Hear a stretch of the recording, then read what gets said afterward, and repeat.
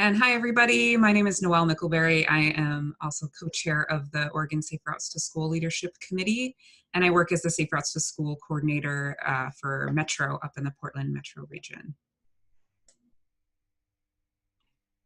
Hi everyone, my name is Kirsty Merriam. My pronouns are she, her, hers.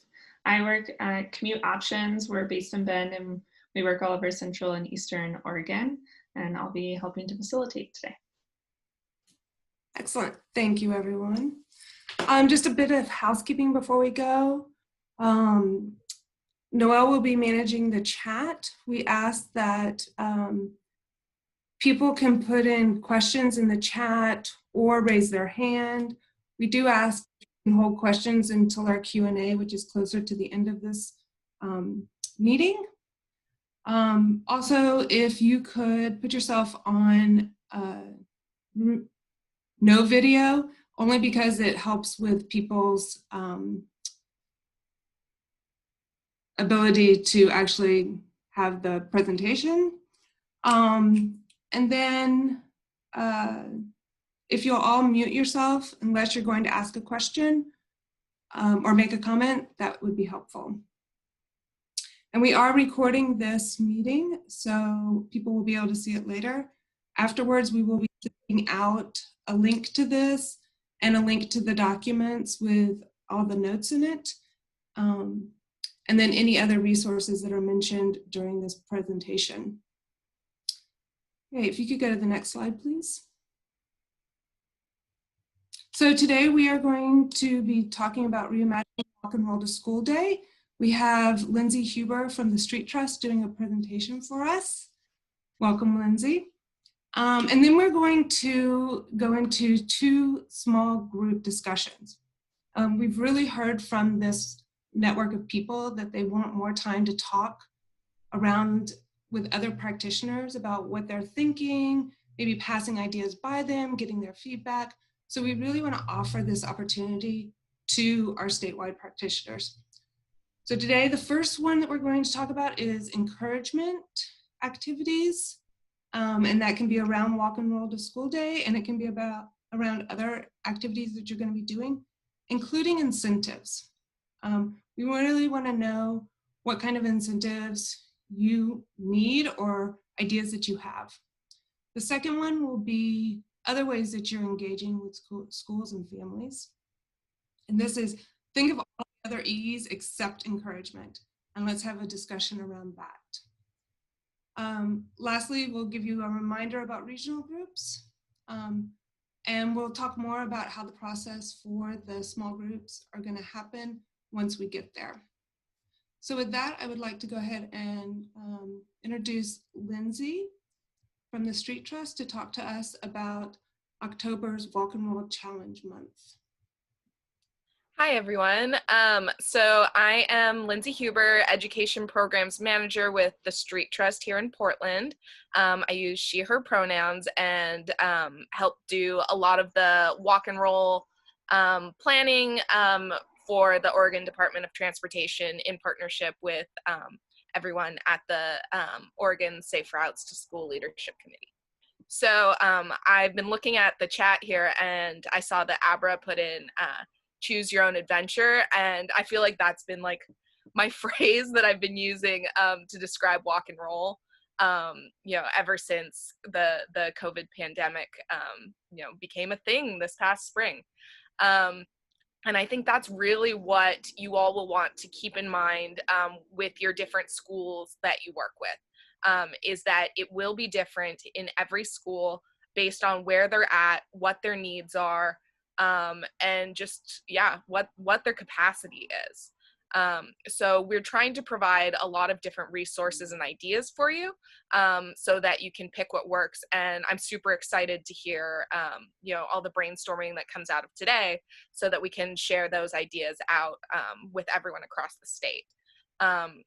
We know that it's going to be different because kids won't be walking and rolling to school, but we at the same time know that getting kids to move around is going to be especially important this year, both for physical health as well as mental health, getting them to be able to, you know, focus just when you have to sit in front of a computer for a few hours every day. So this will be a really, really important time to work with your schools, work with the school administrators to see, you know, what you can offer to them. So let me take over here and we will go look at the website. So it looks like, Kersey, if you could stop sharing the screen really quick, and then I will take over.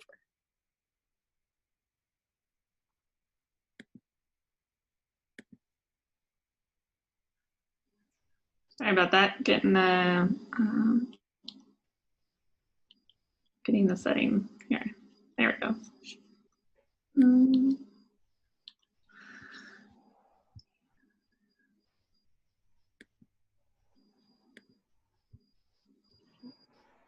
All right.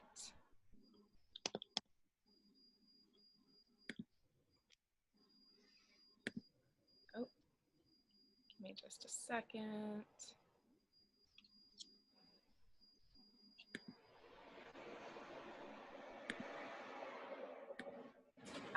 It's telling me I need to update my preferences.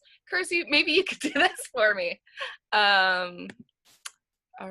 Yeah, it's not going to let me do it without restarting. So Kersey, if you could go to thestreettrust.org/walkroll, that would be fabulous. You can share the screen again.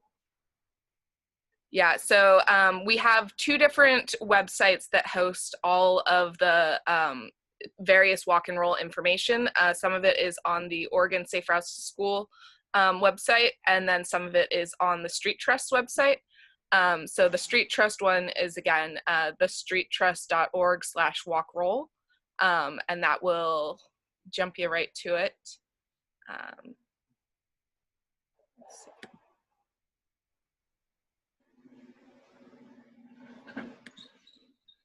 see. Any luck there, Kersey? Yes, doing it now. Perfect. Thank you. Thank you. Technology is so much fun. Perfect. Awesome. All right. So I'm slowly working on updating this page. And this is where, as we get more of the information from all of you today, I'll be adding more things to it. This page is really designed to be able to be looked at by anyone, parent, volunteers, Safe Routes to School coordinators. So it's not super technical, and just kind of does an overview, because the typical way that a walk and roll event is done is it may be done by a Safe Routes to School coordinator, but it might just be done by just a regular parent volunteer who doesn't do anything more with Safe Routes than these events. So we've got some information, as Kersey is showing you here, and we're just talking about a few of the different things. This page that is linked there in the first paragraph is where I'll be adding some of these different resources. Yeah, that will be a great one for you guys to keep an eye on. It's kind of written in such a way that you can easily copy and paste and share a lot of that information with your schools. We'll also be doing another art contest. We did one this past spring for the May Challenge, and got some great art out of that we're going to be turning into some like digital banners that will be available on this page as well in the coming weeks, so that you can, you know, share out about walk and roll on, you know, social media and in school newsletters and things like that. We will have incentives again, and please feel free to reach out to me if you want to talk about how to do that. You can either do bulk ordering if you're a Safe Routes to School coordinator and, you know, hand deliver them to the schools, or you can have the schools order them as usual. And really just kind of, again, that choose your own adventure comes right back into it. Think about how you can use incentives. If you want to send them home in school lunches with the you know, free lunch pickup, it doesn't have to be the usual way we've done walk and roll. Everything is very, you know, whatever works to get these things out for you all. So we're working on trying to see if we can get some either face masks or bandanas or things like that. But we haven't heard for sure yet on how that's going to work. So I'll have information in the next few weeks on that. So again, keep an eye on this page, but we will definitely have the usual you know, stickers, pencils, reflective shoelaces, all that kind of fun stuff. Let's see what else. We also have a Facebook group that is linked on this page as well. That's another great place to share ideas, ask questions, and connect with people around the state. Let's see. So I think that's the main thing on here. Kersey, if we could then go over to the Oregon Safe Routes website, we'll take a look at what's on there.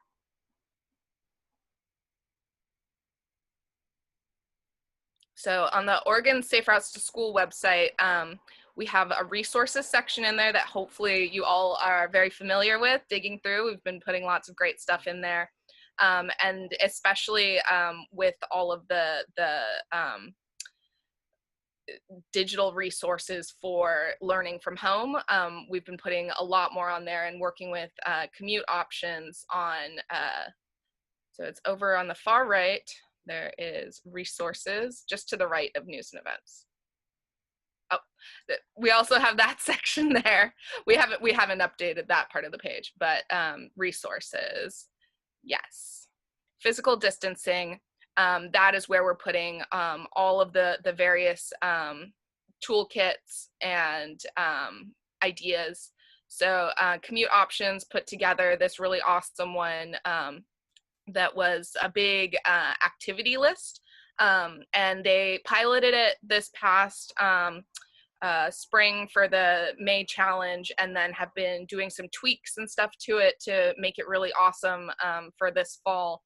So it's a whole lesson plan activity toolkit, and is again very designed that you can pull from it. You don't have to use all of it, just use, you know, what works for your school. So if they want more like rigid activities, this is a great toolkit to use.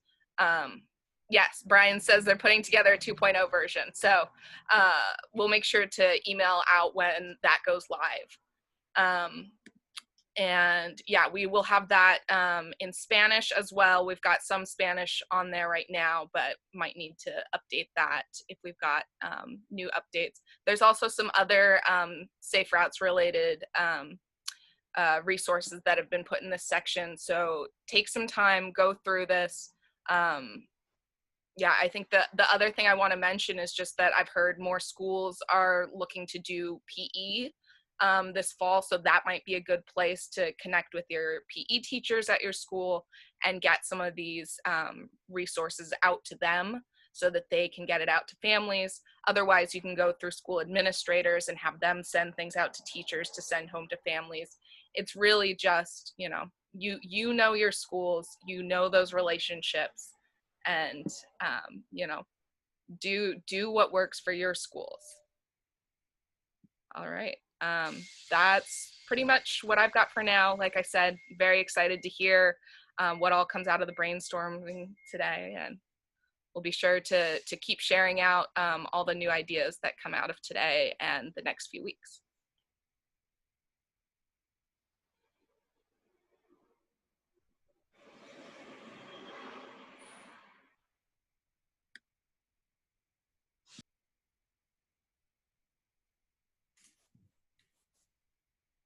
Thank you, Lindsay. I really appreciate it.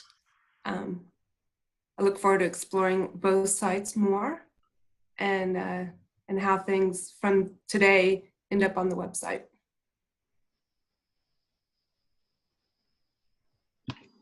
Great. Yes, thank you, Lindsay. Well, we're going to go into some breakout groups now. Noelle is going to put the documents in the chat, similar to how we did at our part 2 meeting. So introduce yourselves to your small group. We've got a list of questions at the top of the document about what to say when introducing yourself, what questions to answer. We're really curious who's going virtual and who will be physically in school. And then identify your number and your breakout group in the document and have a discussion about the questions listed there. We ask that you please take notes right on that document. So we're tracking all of that, and then select a spokesperson. We'll come back as a full group and ask each spokesperson to talk about what you've discussed as a small group. So Noelle, just let us know when we're ready to go into those breakout groups and click yes. All right, I'm sending you to your groups.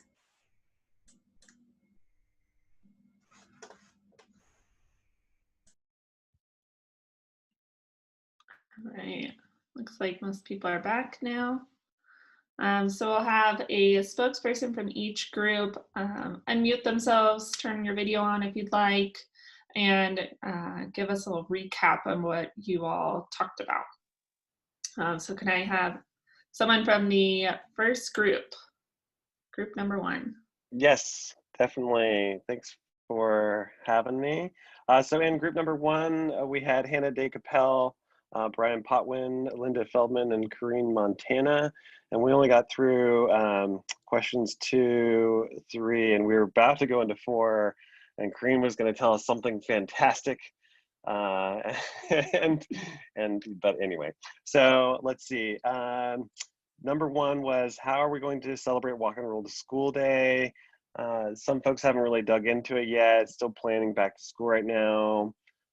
Looking at how to run events with PE teachers. Biggest concern is how to get the prizes out there on the whole. Looking at doing more of like a larger prize as opposed to a bunch of small prizes and doing a larger raffle for it. In more of a questioning stage than an answering stage. Learning about what other folks are doing as far as remote learning options and scavenger hunts was kind of our conversation with that. So really not sure what we're doing there. The next question is, what support do you need from ODOT and Lindsay for October's encouragement activities? What incentives would you like for your family/students? And we talked about face masks or bandanas. I brought up the reflective piece of the bandanas, which I think would be a good safety feature too. And then, as I said before, having a single item to be raffled instead of a bunch of little prizes, with the challenges of distribution. And some of the distribution parts we talked about is possibly adding this into packets that are going home, and or having some sort of site on the school for pickup. And then we had the third question, which is, what other encouragement activities are you planning for your school? And that's when Corrine was gonna tell us her awesome answer, but then we got jettisoned back here, so we didn't get to the third one. Awesome, thanks, Brian. Mm-hmm. We will be doing a second group, so maybe they can finish that thought when we get back into groups. All right, can we have someone from the second group jump in, please? Yeah, I took notes so I can jump in. This was me from Portland, McRae from the Salem-Kaiser area, and then Hannah from the Community Cycling Center here in Portland. And we, not all totally sure about how to celebrate Walk and Roll to School Day, but kind of planning to like be consistent about what we're doing already. Like McRae has been doing free bike repairs during the summer in a partnership and is planning to continue doing that, but then also wanting to check in with schools and like what they can actually provide, like what type of support we can provide, considering like a traffic garden and things. So I think we didn't like totally focus on the Walk and Roll to School Day specifically, and kind of we're just talking about how we'll continue to support families in being active in different ways. Hannah and the Community Cycling Center have a great partnership in 4 of the Portland schools, 2 elementary schools and 2 middle schools, and are gonna be planning virtual support with one of the PE classes. And so we're really excited to see the Commute Options 2.0 resources for physical education. That's something that we're super excited about in that sense. And then the other only like physical incentive that we thought about was masks, and McRae threw out the idea too, that if like, I bet like along the lines of reflectivity of like having a glow in the dark design or something, or like something cool and exciting would be something great to provide. So that's what we got. Awesome, thanks. Someone from group 3, please.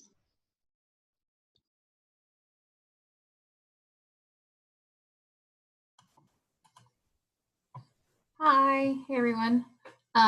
So I was in group 3. We talked a little bit about how we're not going to be celebrating Walk and Roll to School Day in like the most traditional ways. We're doing walking school buses, putting in no touch play spaces. We talked about having an activity week in October instead of Walk and Roll to School Day. And we're also TBD, waiting to get input from the schools to see what they would like. We got through questions 2 and 3. We talked mainly about like incentives that we'd like. There were concerns about giving out like smaller prizes, like the amount of work and like logistics it would take to get like small prizes to students and families.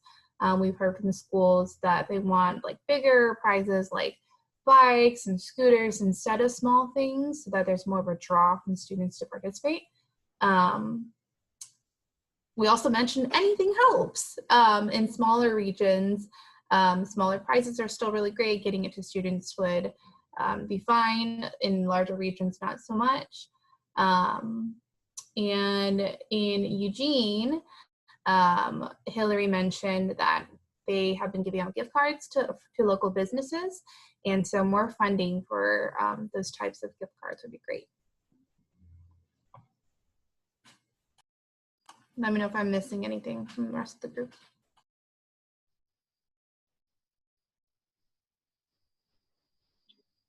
Awesome. Can we go on to group 4, please? I can speak for us. So we had myself, Leah Beato-Lewis, Kelsey Mueller, and Vanessa Robinson. And we were talking about that Leah is looking into seeing if she can get access to Beaverton School District's digital platform to be able to just share things out directly on there. She doesn't know yet if that's going to be possible. So if it's not, the backup plan is to advertise through the local district media channels like Facebook pages and different things like that, and have parents email them to get more involved. She's also looking into PE, but you know, at this point it's hard to know exactly what their PE program is going to look like this year.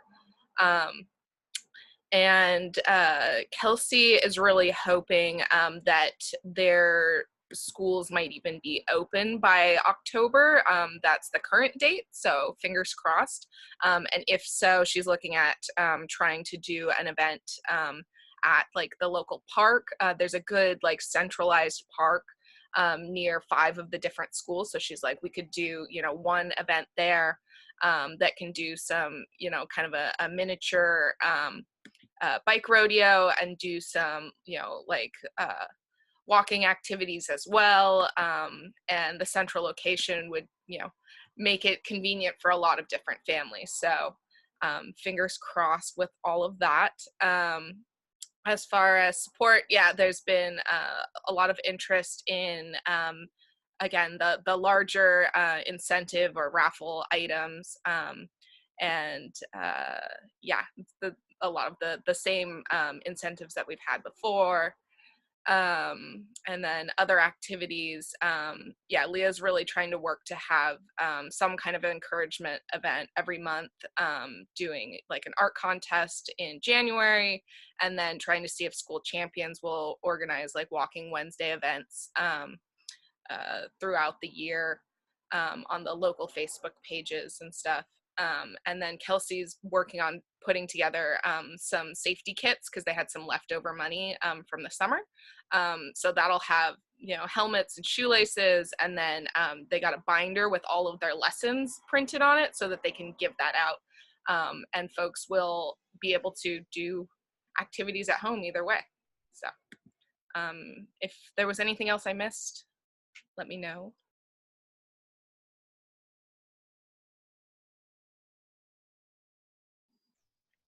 Great, thanks, Lindsay. Move on to group 5, please.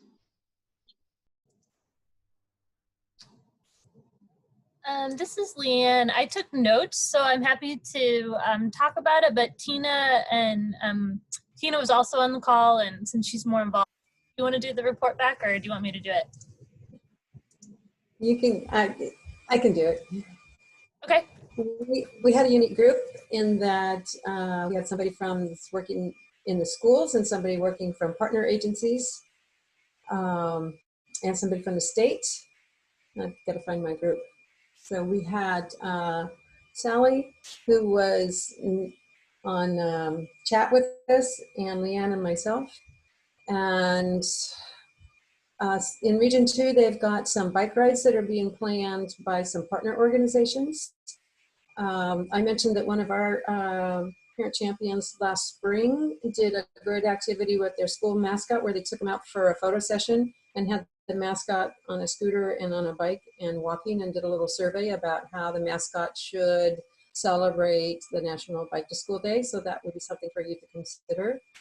And I personally haven't planned anything with our schools yet, just because they're so busy trying to realign their staff to have those that are in the hybrid model and those that are in online, and they're even reassigning their PE teachers. One of them just told me yesterday she was reassigned to a first grade position, online instruction. So I'm not sure who I'm working with yet at each of the schools in planning this activities. I've been kind of waiting for the toolkit to come out in the metro region that Noelle's been working with Alta on, and then we'll push out to schools some of those encouragement activities. We talked about incentives, we talked about bandanas and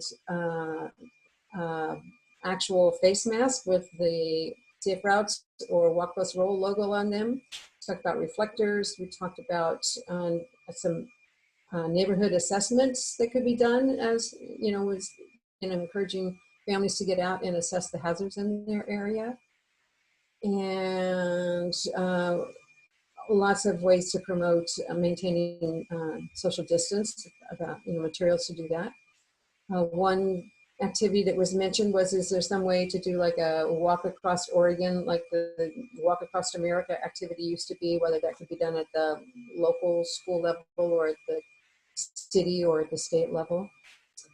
And anything else, Leanne?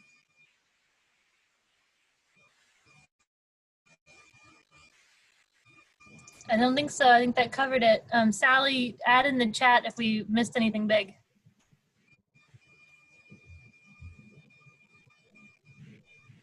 Oh, we did talk a lot about how we have always kind of focused on the classroom as like a way to get activities out there, and that might not be as realistic for this next year. Maybe we should be focusing on activities at the family level or at the district-wide level, not at the classroom level. And I thought that was really a good thought process. And that's kind of where we came up with the Walk Across Oregon idea, because we thought families could participate on their own. It could be like a family thing as opposed to a classroom thing. That's it. Thanks, Leanne. Those are some great ideas. Thanks for sharing. How about group 6, please? Yes, I can share. I am Whitney Bennett from Commute Options. It was a small group. It was Lil from Peabot and myself. So we had just a small group to brainstorm with. One of the things that I talked about was the walk and roll e-toolkit and what it's going to be looking like for that to celebrate the walk and roll to school day. A lot of the approach that we're taking is connecting to the PE teachers and the principal. A lot of the connections and relationships we have still are strong, and they still want to continue the program to some capacity. So I'm zoning in on that specific week to try to get our lessons into kind of just PDF size things that could be loaded into the Google Classroom, which is the format the schools are going to be using for comprehensive learning for the first at least 6 weeks. And then also getting a lot of traction from the different schools about the idea of adding in play space, a no-touch play space, or a traffic garden to their playgrounds while the schools are closed. So that using that as the encouragement piece that will help to tie in some of the material which the Walk and Roll toolkit will be focusing on. And that the other from Peabot, they're doing the Smart Trips to School, which if I can explain it correctly, they get all the contact information from kindergartners when they start school, so they actually are able to send a lot of resources to them. Still in the planning stages with exactly what that all is going to look like for Walk and Roll to school day. And in terms of support, we talked about just in general what is going to be the best way to get the prizes to people.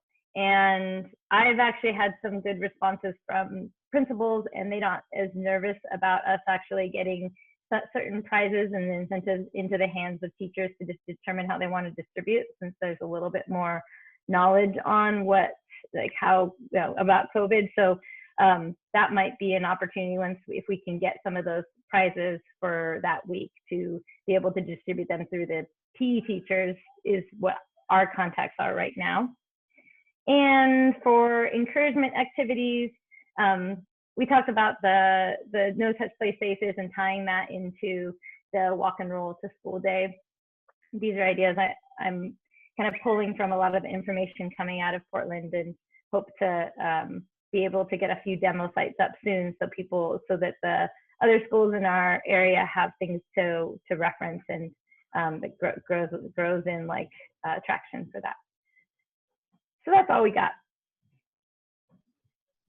Thanks, Whitney. We'll wrap up with group 7, please. Hello, everyone. I'll just kind of paraphrase what we talked about as far as Walk and Roll to School day. I'm sorry, I'm Nicole Perry. We also had Janice from Portland and Erin from Bend and Laura from Medford. Sounded like everyone was going online for at least 6 weeks through the first semester.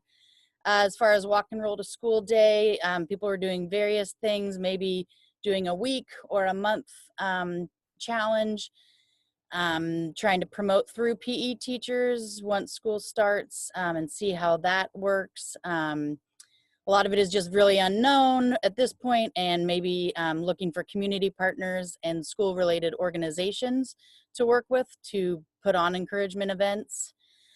Support, again, pretty kind of unknown as far as what incentives could look like. Quantity unknowns was one issue someone brought up about if you could do it at meal pickup sites, how many, or at an event, how many kids might show up, how many would you need, you wouldn't want to run out. And again, some places want way less contact than actual distribution, so finding out what sites would work best for something like that. Erin talked about digital coupons ideas, which sounds great, like getting local businesses to do a virtual incentive as a coupon, kind of addressing that limited contact issue. And then I think Janice and all of us would promote any information as far as a Walk and Roll challenge, but obviously having different direct contact with schools right now, it would be more of a general promotion. And then Janice did talk about other activities, like a calendar of activities as opposed to a day of celebration, and then also planning for physical and mental health, which is cool to work in some mindfulness activities, and then also kind of connecting it to climate in order to do encouragement activities around that. So let me know if I missed anything, group, but that was about what we discussed. Awesome. Thank you. Thank you, everybody.